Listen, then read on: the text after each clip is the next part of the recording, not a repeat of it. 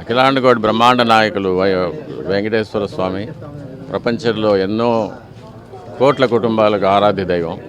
అటువంటి అందులోనూ ప్రత్యక్ష దైవంగా మాట్లాడే దేవుడిగా మనం చెప్పుకుంటాం.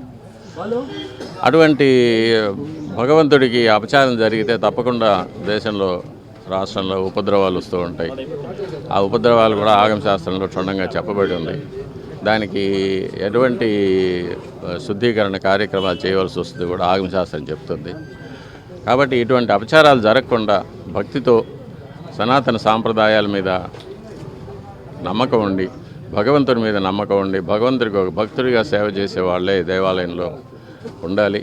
వాళ్ళందరూ పర్యవేక్షణలో స్వామివారికి తృప్తిగా ఆరాధనలు, అలంకారాలు, అభిషేకాలు, ఆరగింపులు అన్నీ జరగాలి. భక్తులందరూ క్షేమంగా ఉండాలి, రాష్ట్రం క్షేమంగా ఉండాలి. దానికి కావలసిన